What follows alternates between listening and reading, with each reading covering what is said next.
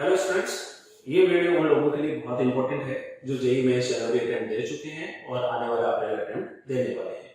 आप लोगों को इस अटेम्प्ट से ये तो पता लग गया होगा कि केमिस्ट्री जो है काफी ज्यादा स्कोरिंग थी और बहुत ही कम टाइम टेकिंग थी और बहुत आसान थी। इसलिए अगर आपको जेईई मेंस में अच्छा स्कोर करना है तो केमिस्ट्री को कभी भी अवॉइड ना करें। केमिस्ट्री के ऊपर आपकी बहुत अच्छे से अगर कमांड होगी तो जेईई मेंस में आप बहुत अच्छा स्कोर कर सकते हैं।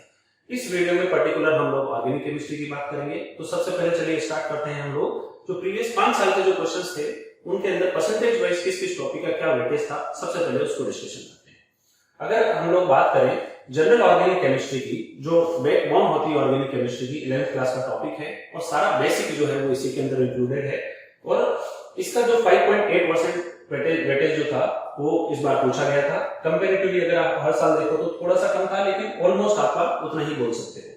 साथ साथ में हाइड्रोकार्बन्स हमेशा से कांस्टेंट वेटेज का टॉपिक रहा है। केमिस्ट्री एंड एवरीडे लाइफ आप देख सकते हो, उसका परसेंटेज काफी बड़ा है, 3.1। इस बार एक भी ऐसी शिफ्ट नहीं थी जिसमें केमिस्ट्री एंड एवरीडे लाइफ का सवाल नहीं था, सिर्फ एक शिफ्ट को छोड़कर। साथ साथ में बायोमोलिक्यूल्स एक कांस्टेंट वेटेज के साथ हमेशा आता रहा है। और साथ साथ में आपका जो पॉलीमर है इस बार थोड़ा सा कंपैरेटिवली कम पूछा गया था, लेकिन इस टॉपिक को अवॉइड नहीं करना है। विद इन नो टाइम आपका ये कमांड कर सकते हो पॉलीमर्स के, इसलिए इसको अच्छे से ध्यान रखना है। नेक्स्ट अगर मैं बात करूं तो टॉपिक वाइज, चैप्टर वाइज किस शिफ्ट में कौन कौन से क्वेश्चन आए थे, कितने कितने क्वेश्चन आए थे, वो हम लोग यहाँ देख सकते हैं। सबसे ज्यादा जो क्वेश्चन थे वो कार्बोक्सिलिक एसिड और अमाइंस में से पूछे गए थे, ऑलमोस्ट 14 क्वेश्चन है। उसके साथ साथ 10 क्वेश्चन आपके कार्बोनिल कंपाउंड्स हैं और बाकी जो टॉपिक्स हैं उनसे भी आपके क्वेश्चंस आए हैं। नोमेनक्लेचर का डायरेक्टली कोई सवाल नहीं था, लेकिन नोमेनक्लेचर आपको भूलना नहीं है, क्योंकि कुछ क्वेश्चंस ऐसे थे जिनमें यूपीएससी नाम देकर पूछ ले भाई पर्टिकुलर रिएक्शन ये करवा रहे हैं, इस कंपाउंड की करवा रहे हैं, तो हमें नोमेनक्लेचर का आना बहुत नेसेसरी है। ठीक है। नेक्स्ट अगर मैं बात करूं तो ऑब्जेक्टिव और सब्जेक्टिव का अगर मैं कंपैरिजन करूं तो 89 क्वेश्चंस जो थे वो ऑब्जेक्टिव लेवल के थे और 20 क्वेश्चंस जो थे वो सब्जेक्टिव क्वेश्चंस थे। इसलिए डायरेक्टली टिक करने के और बहुत ही कम टाइम के अंदर कंप्लीट होने वाले क्वेश्चंस हैं हमारे ऑर्गेनिक केमिस्ट्री के, तो उस पे आप अच्छे से तैयार करें। नेक्स्ट अगर मैं बात करूं कि 11th 12th और जो मिक्स्ड क्वेश्चंस का वेटेज था, 11th class 29 questions and 12th class जो थे वो 78 क्वेश्चंस थे।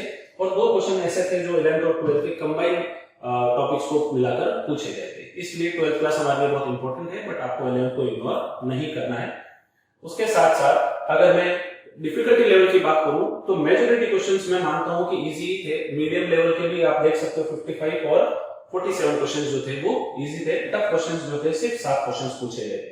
तो ऑर्गेनिक केमिस्ट्री कंपैरेटिवली बहुत आसान है पूरी कंप्लीट केमिस्ट्री के भी रेस्पेक्ट में। साथ में अगर डायरेक्ट आंसर टाइप क्वेश्चंस की बात करें तो 69 क्वेश्चंस डायरेक्ट आंसर टाइप थे और मल्टी टॉपिक क्वेश्चंस जो थे वो आपके 40 क्वेश्चंस थे, जिनमें छोटे मोटे आपस में रिएजेंट्स को कंबाइन करके क्वेश्चन पूछे गए थे। कैलकुलेशन बेस्ड एक भी क्वेश्चन नहीं पूछा गया था किसी भी शिफ्ट में। नेक्स्ट अगर मैं बात करूं कि आपको अप्रैल अटेम्प्ट के लिए क्या स्ट्रेटेजी को फॉलो करना है, तो ऑर्गेनिक केमिस्ट्री पे कमांड करने के लिए सबसे पहले आप अपने जितने भी क्लास नोट्स हैं उनको अच्छे से रिवाइज करें।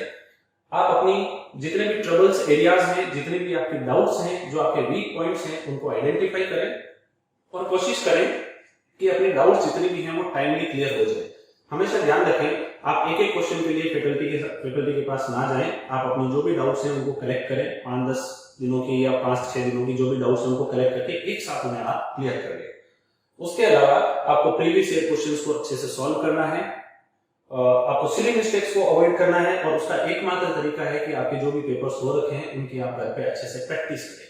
आप अपनी सिटिंग कैपेसिटी बढ़ाएं अच्छे से, ताकि आप सिली मिस्टेक्स को भी अवॉइड कर पाए। साथ साथ में आप हमेशा जो भी एक्सेप्शंस हैं, ऑर्गेनिक के ज्यादा एक्सेप्शंस हैं नहीं वैसे, उनको आप याद रखें और रिएजेंट्स जितने भी वो आपको अच्छे से याद होने चाहिए, क्योंकि रिएजेंट्स में किस रिएजेंट के साथ कौन सा कंपाउंड बनेगा, कौन सा रिएजेंट कौन सी पर्टिकुलर रिएक्शन नहीं कराएगा, ये चीजें जानकारी हमारे लिए बहुत इंपॉर्टेंट है। नेक्स्ट अगर मैं बात करूं तो इंपॉर्टेंट टॉपिक्स की, जैसे पॉलीमर हो गया, पीओसी हो गया, हाइड्रोकार्बन्स हो गया। हाइड्रोकार्बन्स हमेशा से काफी वेटेज का है।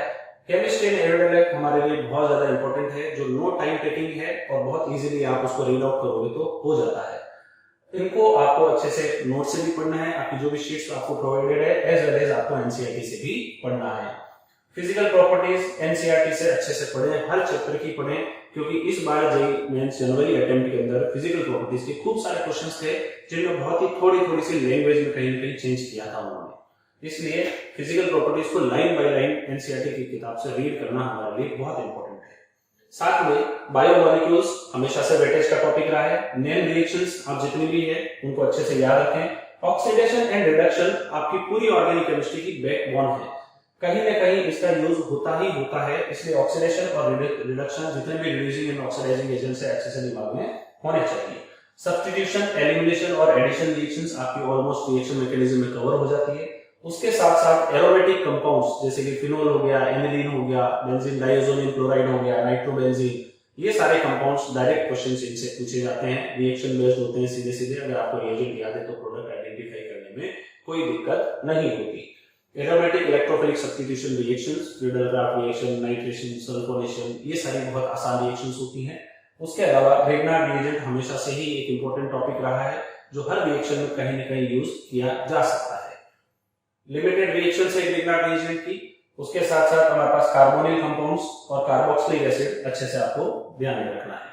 तो ओवरऑल अगर मैं बात करूं ऑर्गेनिक केमिस्ट्री की, तो ऑर्गेनिक केमिस्ट्री करना बहुत आसान है, बहुत ही कम टाइम में आप इसको अच्छे से कवर कर सकते हो। बस ये चीज ध्यान रखें, आपको ऑर्गेनिक केमिस्ट्री अगर कमांड करनी है तो आपको शुरुआत से बेसिक से अच्छे से चीजों को पढ़ना है। विदाउट बेसिक्स आप रिएक्शंस को डिकोड करने में दिक्कत हो सकती है, इसलिए आप ऑर्गेनिक केमिस्ट्री को कभी भी अवॉइड ना करें।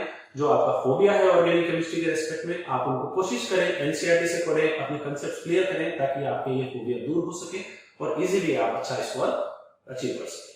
Thank you very much.